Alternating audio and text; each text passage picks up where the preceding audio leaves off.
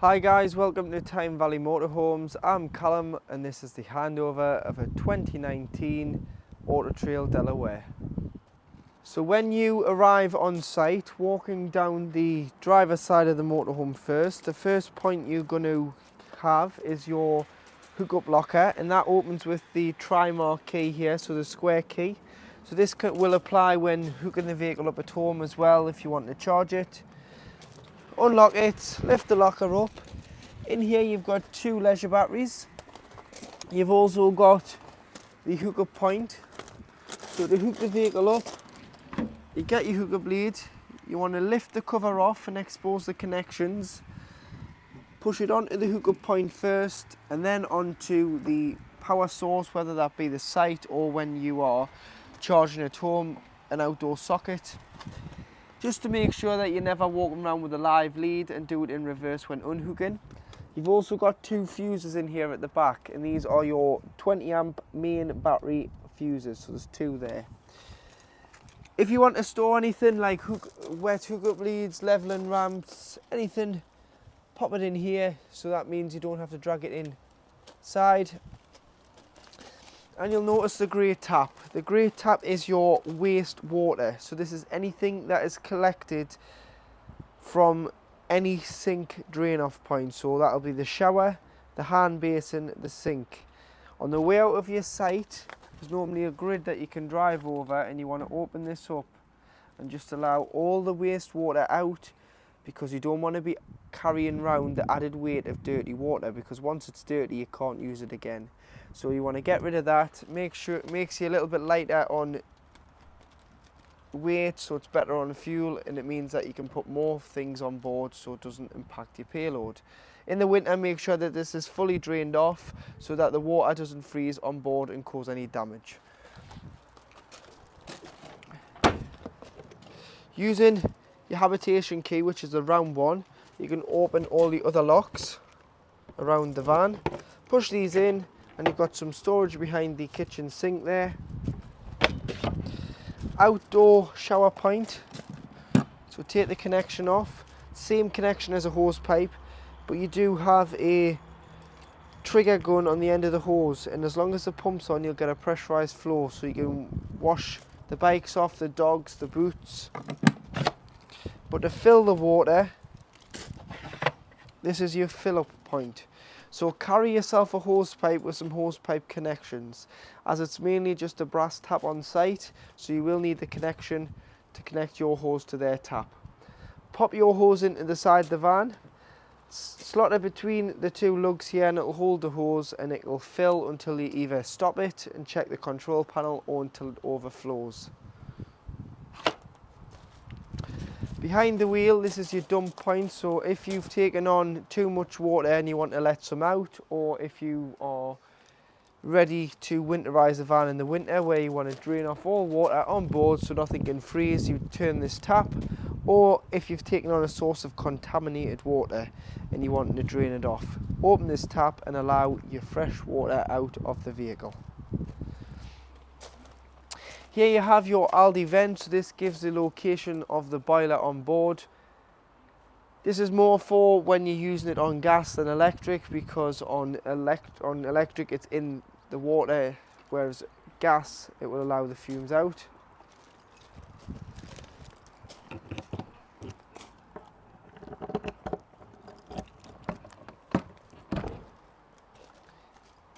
In here you've got some storage with some anchoring points, and in this corner here you've got a yellow toggle.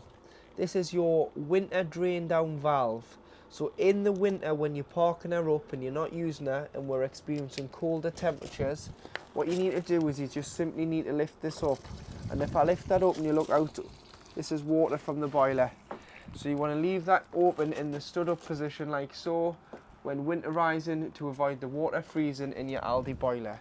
When you come to reuse it, if you just knock it back down so it's like that instead of that, you will be able to then fill the vehicle with water and prime it through the system. So what I would do when winterizing, if it was me personally, I would start off on the outside of the van, do the freshen the waste, do the boiler, go into the van, open all your taps, put your pump on for approximately 10 seconds, no longer, so it just squirts that last bit of water that's in the pipes out, then leave it. Then when I come to reuse it, I would shut the freshener, waste and the boiler, shut all the taps inside the van before connecting the hose at the house, popping it inside the van and filling it with fresh water. Fill your tank, or at least put 50 litres in, because 10 litres is going to go straight to the boiler anyway. Go in, put the control panel on and turn the pump on. Once you've got the pump on the cold side, you'll get a pressurised flow of cold water straight away. As soon as you start going to the hot, that's when the tap will start coughing and spluttering. And what that's doing is it's transferring the water from the main fresh water tank into the boiler before it pushes the primed water out of the hot tap. Once you've done one tap, do them all and your system's primed for the season. But please drain them down in the winter, because if you don't, you could be in for a costly repair bill, because it's not covered under warranty for frost damage. It's your responsibility to drain the motorhome off, and that's how you do it. So carrying on with the video and the walk round, you've got your high level brake light and your reversing camera. Behind this big panel here, you have a spare wheel which opens with the main habitation key. So you can unlock the badge, take the nut off and remove your spare wheel should you need it. Garage access this side, which is the same, but you've got a slightly bigger door this side. If you're planning on doing a bit of outdoor cooking, this is an external gas point, so you can connect your Kadak.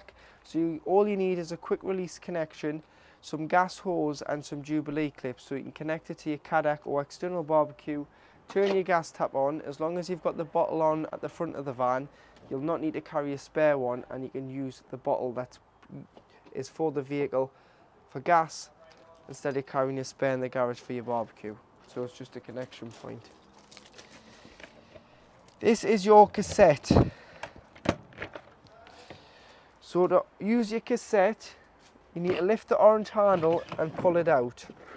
Once you've pulled it out, you can either carry it or you can wheel it to the disposal point, which is normally beside your toilet block on your site. To empty, remove the grey cover, pop that to one side. Press the orange button when you're pouring the content of the cassette out, and it will pour it and stop it glugging because it allows a bit of air in. Once you've done this, you can then put some water in, because there's normally a tap, and give it a rinse before going in with a cap full of chemical. A cap full is 120 ml. Put a cap full in here and it'll break everything down, and then it'll mean that you can push it straight back into the van and use the cassette. If the blade's open, which I'll show you inside the van, the cassette won't come out because the mechanism is engaged. But that's on the bottom bowl of the toilet, a grey lever called the blade, and it's always best to have that open before you even think about using the toilet, and after you've flushed, close it. But I'll talk more about that inside the van. 2 fridge vents, obviously your awning and your awning light. Your gas locker. Your gas locker opens by a cable system, and the cable handle is behind the passenger seat. So it's just here. So you just need to push that back. I mean, the door is allowed to be opened. I've got my bottle on here, so this is my test bottle, which I'm going to show you your gas appliance working on board when we get inside. But to connect the gas bottle, what you need to do is pop the gas bottle in. If you're keeping it on, tie it in. This pipe is known as the pigtail. So to connect the pigtail, it's left to tighten, right to loosen. So opposite ways with it being gas. Hand tighten it until you can't tighten anymore. Then get a spanner, just like my gas spanner, and pop it on here, or an adjustable wrench, and you just want to give it that final last turn to nip it up, and then you turn the bottle on. Don't turn it all the way, just turn it a couple of turns, because if you ever have to quickly isolate it, you'll be on forever trying to turn it back. You'll just be able to turn it just like so. So just turn it like that, but as you've turned it on, press the black stopper, which is a crash valve, and it allows the gas through this part of the pigtail. Then what you want to do is, if you're still not getting gas, but you should, this happens from time to time but not all the time, press this one. This is another crash valve, and it's a 10-second reset on the regulator. To fill the vehicle with diesel, it's at the passenger door, and that opens with the main ignition key, which is this key here. So it's a lockable diesel cap. Tyre pressures can be found on the slam panel of the passenger door, so 5.5 bar, which is 79.5 psi front and rear.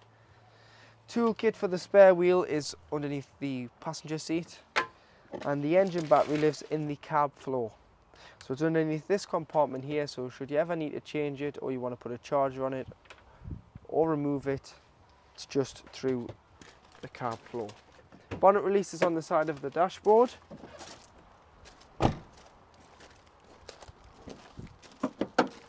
And underneath here, you've got all your fluids. So the main fluid you're going to need is your screen wash, which is here. Then lift this cover off with the 3 tabs. You've got your power steering fluid, followed by your coolant, and then you do also have your brake fluid. Oil filler and dipstick for checking your levels. Paint code sticker, weight sticker. It is on an Alco chassis, so this vehicle is 4.5 tonne. If you were to put a tow bar on the back of it, you can tow up to 6 tonne, but that's the motorhome at 4.5 tonne and the trailer, so that's a 1,500 kilogram trailer behind the motorhome. If you ever need to jump start it, this is an earthen point here. So this earth tells you there with the yellow sticker, that one. Pop your key in here, or a screwdriver. This is the air filter, and this is behind the fuse box. Lift that up, that's a positive for giving or receiving a jump start. So once on board the vehicle, if you're hooked up, you'll get this little electricity symbol there. If you're not, you'll just get 12 volt off your leisure batteries. But what you need to do is you need to turn the 12 volt system on. So you need to press the big on button, turn the system on. Then if you want lights, you can turn your lights on. That's your main master switch for your lights across the road from it. And then they all are individually switched around the van. So go around and switch the ones on that you want. Underneath the master switch, you've got your pump. So you can turn your pump on, making sure that you've got sufficient water on board. To check your water levels, it's the one underneath. And you can see there that you've got 50% of fresh water on board and 0% waste. So the tanks on these are 100 litres of fresh and 70 waste. So you've got 50 litres of fresh water sitting in that tank at the moment. When it's 100% full, you've got 100 litres. Press the home button in the middle and you can go back to the control panel. Underneath you've got your battery levels. So if you press this one, you can view your battery levels. So you can see that your leisure battery is at 12.5 volts. Your vehicle battery is at 12.5 volts. Take the Hookup out to get a true reflection of the leisure battery, because when on Hookup that can give a false reading. Your active battery in the middle there that says leisure, you always want it to say leisure because that's the active battery that runs the motorhome. You never want that to say vehicle unless you're in an emergency and you just need 12 volt quickly for a little period of time. You can swap it to the vehicle battery should you wish, but I always say just leave the vehicle battery for starting the engine because you wouldn't want to flatten the vehicle battery. You can see that that's drawing 0.8 amps because that's what we've got on. That's physically coming off the battery. Mains hookup is at 1.6 amp and the solar is at 0. Solar will always go to sleep when mains connection is connected to the vehicle because it can't compete with 230 volt. Underneath the master switch for your lights, you've got your on and light, and you do have a dimmer light, so you can press and hold and dim the lights underneath the lockers down. Pressing the settings, you've got your power settings. So the active battery always wants to be battery L, which is leisure, which is a battery that's an auxiliary battery designed to power the motorhome or caravan or vice versa. The solar battery you can have selected to the battery that you want. So you can either have it selected the leisure or the vehicle. So if you are standing the vehicle up for a few weeks, you might want to put it onto the vehicle, but when you're using it while camping, you might want to put it onto the leisure, because it will charge the leisure battery when you're using it. But it's only as good as the round thing in the sky. So in the summer, great. In the winter, not so good unless we have a sunny day. Or what you can do is you can put this one on smart. I wouldn't advise putting the active battery on smart, because what smart does, it analyzes both batteries, and whatever battery's lower, it will put onto the other battery. So if the leisure battery goes lower than the vehicle battery, it'll know that there's some more reserve charge in the vehicle battery, and it'll switch it over. I wouldn't advise doing that on the active, but you might want to do that on the solar, because it'll monitor both batteries, and if that's parked up in the storage yard or on the drive, it'll just do it by itself. You don't have to do it for it. Tank fill, there's a little socket next to your hose pipe connection on the side of the van, and you can buy a pump. And if you can't get a hose to the vehicle, you can bring water to the van in an aqua roll in a bucket. Put the pump in, but the pump won't be live until you turn the tank fill on, because there's no 12 volt at that point until you turn this on. Tank heaters, you can turn the tank heaters on if you're going to be using it in the winter and it's going to freeze. Pop them on overnight and it'll just stop the water from freezing in the tanks by keeping it above freezing. Light settings, screen settings, and then the date and time for when the clocks go back and forth. You can change the time on the display panel.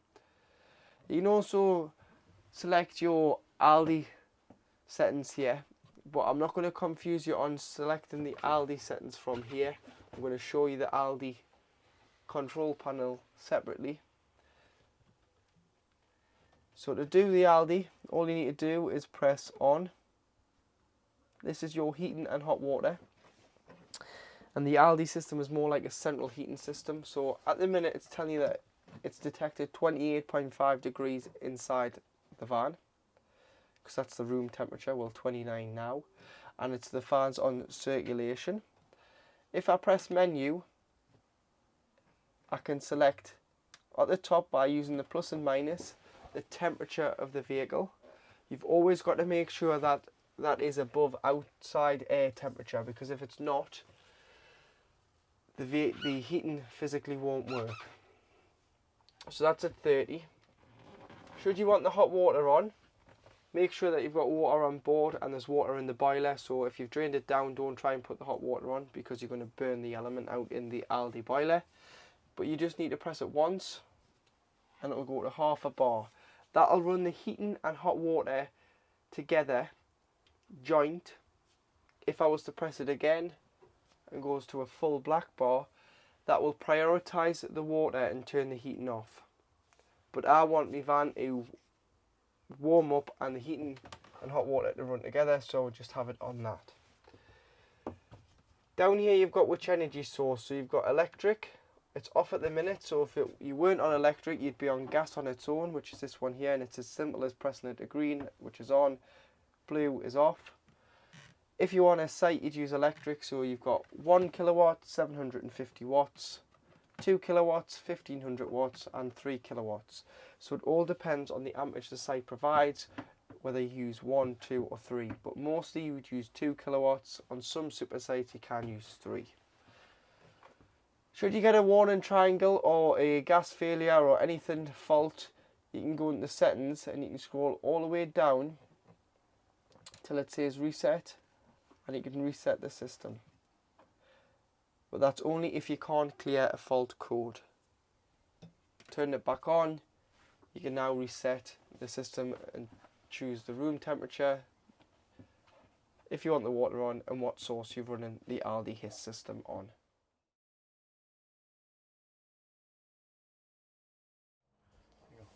So in the kitchen, you've got a 800 watt mains microwave, so this has to be hooked up for this microwave to work. It's not off 12 volt, it's off solely mains power.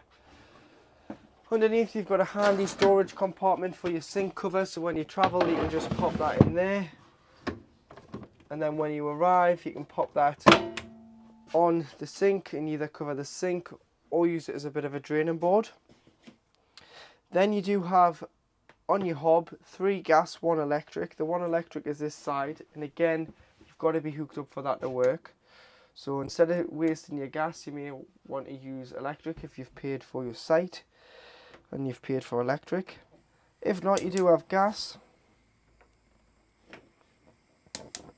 So there is 3 lit gas rings. Once you've turned these off, the same with the electric, allow it to go cool enough to lay your hand upon before you put the glass lid down. Otherwise you can shatter the glass. Underneath,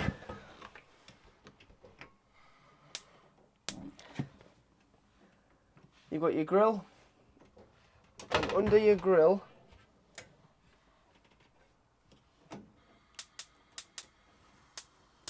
you do have your oven.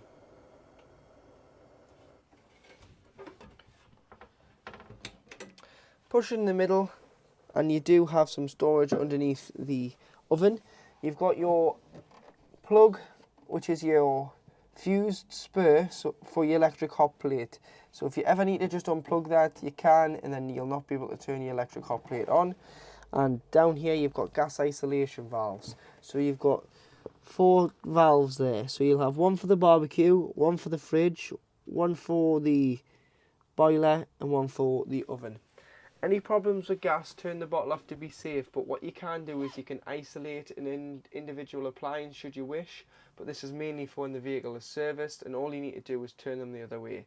So the pointing up, turn it on its side and it will shut off the gas supply to that gas line that powers the appliance. Storage in here with the cutlery tray. 2 230 volt sockets on the worktop there, and your kitchen lights. And then in here you do have your cup, plate, bowl rack, drainer for your sink, and your plug can be found in here to isolate the supply of mains power to your microwave. So to operate your Thetford fridge, turn on here, so just press and hold, which turns the fridge on and off.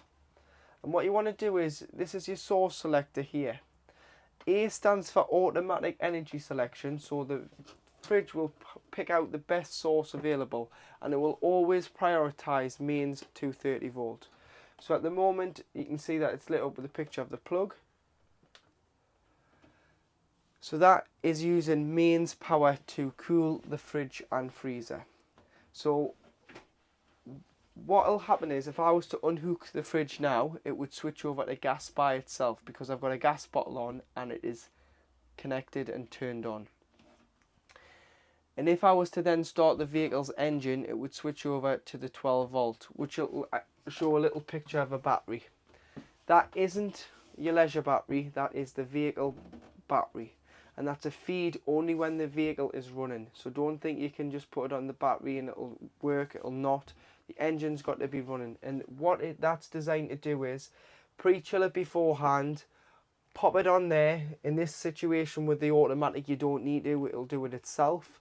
And it'll cool the fridge when you're travelling. It'll maintain that temperature, so it'll act like a giant cool box until you arrive back on your site and either hook up and it'll switch back over, or it'll select gas, but it does wait 20 minutes before lighting on gas. This is a safety feature in case you've pulled in for diesel, not turned your bottle off as you forgot.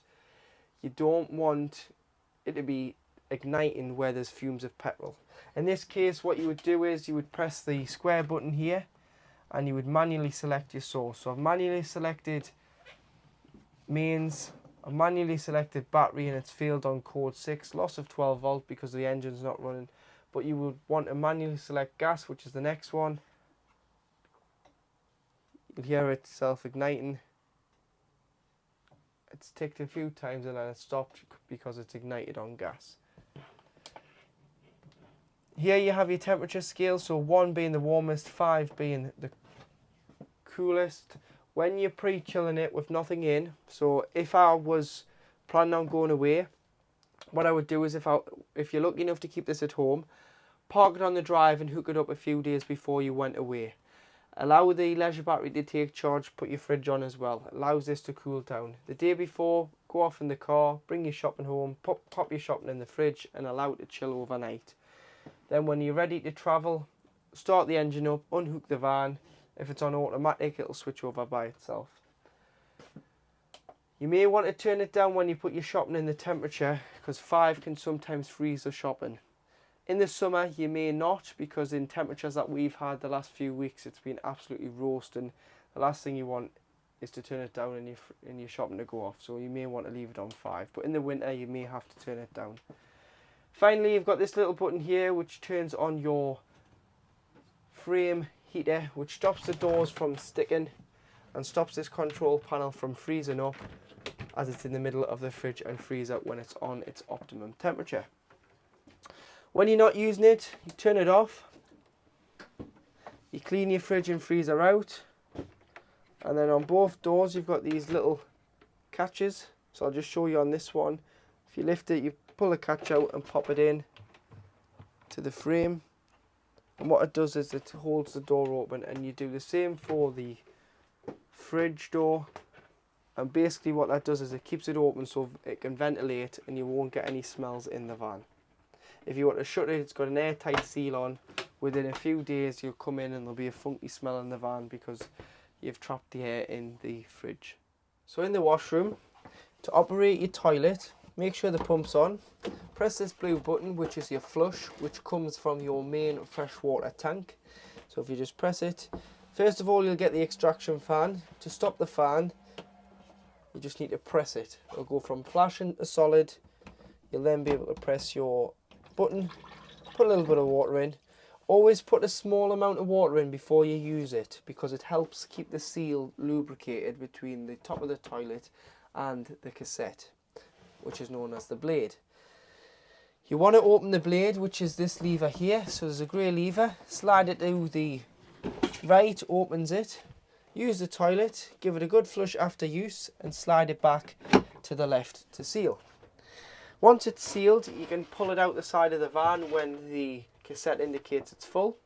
But if you've bought the pink and blue chemical, obviously the green or the blue can go in the cassette. The pink is a flush solution, which is normally for caravans and motorhomes that have separate header tanks. But it's more for caravans. Motorhomes now all come from the freshwater tank, so you can't put the chemical in. So what I would do is carry a spare spray bottle with you, put a small amount of pink in and dilute the rest. Keep it in the toiletry cabinet or down beside the toilet. Spray the bowl, flush, open the blade and get rid of the water, and that will clean the bowl out and give a fragrant smell in the washroom. Once it's full, the cassette, you'll get 3 green lights underneath the diagram of the cassette. If for whatever what reason they're still lit up once you've emptied it, it's a float in the cassette that's sticking. So the best way to do it is take it out, put a little bit of water in, give it a shake. It happens from time to time on all things from new motorhomes. Pop it back in and it should read empty. Toiletry cabinet, washroom light which lights up around the mirror here. Toiletry cabinet underneath the sink.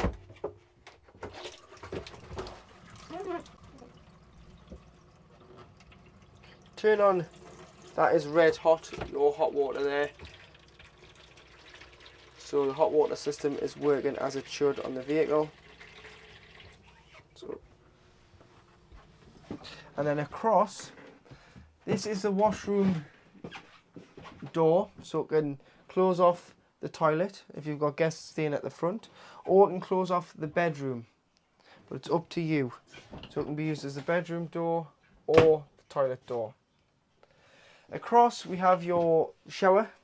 So your shower is all plastic lined, and there's a notice on the back to not use any harsh chemicals. Use certain cleaning chemicals, but don't use any chemicals that have abrasive or solvents in them. So no bleaches, Don't use a scourer to clean it. What I would do is personally use a bit of Dettol spray, a microfiber, or even better, some Fairy Up liquid in a microfiber and rinse it out. Because what will happen is it'll take the shine off the plastic and it'll replace it with a horrible, creamy, discoloured yellow look, which looks awful, and then you've got to get it sprayed or replaced. Hanging rail for wet towels, but also great if you've been caught out walking the dog or out on your bikes or anything like that. You can just put a few hangers on them and allow your clothing to drip dry. And then when you winterize as well, you've got your shower head in the corner there. If you just unscrew it from the shower hose and lie the hose down, it'll mean that you've got no bend in the bottom there, no water can sit in there and potentially freeze, because all your mixer taps will be left open anyway. Just remove the shower head from holding any water. So in the washroom, in the bedroom even, both sides you've got wardrobes. On the driver's side, because your Aldi heating and hot water system is a more of a central heating system compared to the Truma and Whale, it has a header tank, which is this tank here, and in there it's antifreeze, so it's glycol, and it pumps it round the vehicle to the radiator, to the fins, to provide the heat. This tank has a 5-year lifespan, so the liquid that's in it, every 5 years it is recommended by Aldi that it's changed. And what that'll do is it'll just prolong the lifespan of the liquid. And the pump, to top it up, it's on the top there. You've got a breather pipe and a cap, so you can take the cap off to top it up. But always, before you top it up, always run the system up, because when it's not running, it'll look like it's low. When you run the system up, it expands and it'll show a lot higher, because it's a pressurized liquid in the tank. So don't think when it's off, I'll top it up, because when it's off, you might be taking it way above max and causing damage to it. So always pressurize the bottle and then look where the liquid is. But that's what that is in the cupboard. Lights for the bedroom. Little readers. So the little readers are exactly the same as the readers in the front. They're all individually switched. And you do have storage in the cabinet above. And underneath the bed, you can lift that up and you've got some storage in there as well. So in this cupboard here, which is the cupboard straight behind the driver's seat, this is your AC700 supply unit. So if you trip the vehicle on mains or a 12-volt item isn't working, come here. Try all your 12-volt fuses. They're listed here what they do, so do carry some spares with you. And it is the case of just pulling a fuse out. So if I pull this 10 amp fuse out, in the middle is intact. If it wasn't, that would be blown. Plus, you get a warning light on when the fuse is removed. So if the fuse was blown, you'd get a warning light on the bottom anyway. This side, you've got your trips on mains electric. If you weren't receiving power, the best thing to do is trip the motorhome. If the motorhome trips, you've got power. If it doesn't, it's either your hookup lead or where you're getting the power from. Heating and hot water, fuse spurs, so always make sure they're pushed in. Charger obviously charges the leisure battery. Heating and hot water supplies the 240 volt side to the boiler. What I would do is just leave them as they are.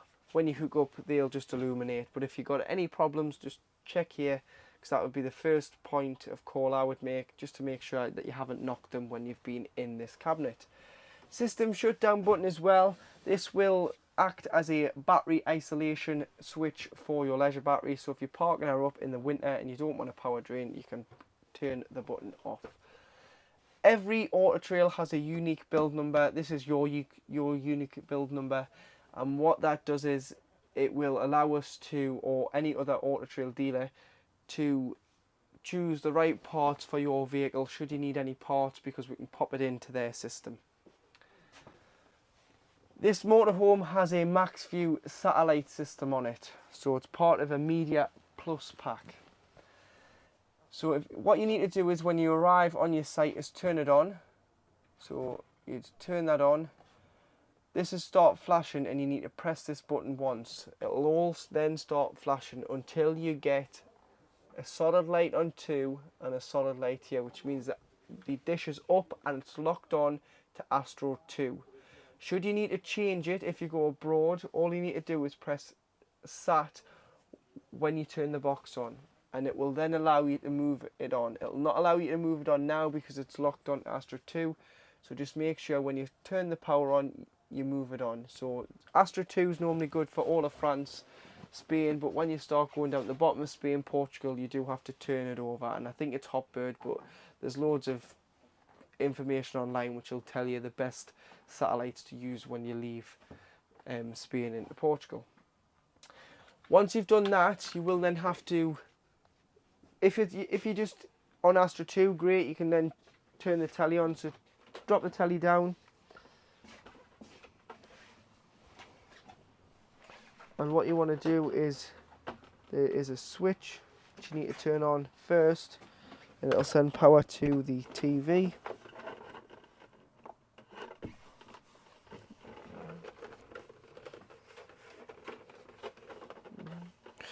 Which is normally on the, there, so it's here, it's on the top corner. Used to be on the top, I've changed them to the corner. Red light will come on, which is standby. Point your remote to it, it'll go blue, which means the TV is on. You'll get the Avtex logo.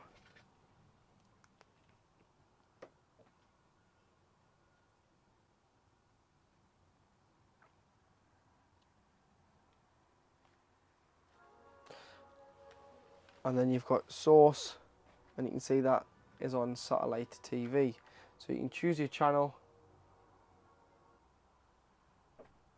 And you shouldn't really need to retune your TV on satellite, it should just automatically download the feed for the TV. If you've got to change the satellite, if you are going abroad, like I've just mentioned, what you'll need to do is you'll need to go to TV setup and go down to the picture of the satellite, and you can see there that the satellite there is Astro 2 28.2E. If you change the satellite, because this has got a built-in satellite receiver, so it doesn't matter what you've selected on the MaxView satellite box in the cupboard, you've got to then pair it with the telly, otherwise you'll not get any picture. So if you've got any problems with your satellite, always make sure that that's still reading Astro 2 28.2 in this country, or abroad you will need to swap it over. And that is your TV, and it just folds back and stores away when travelling.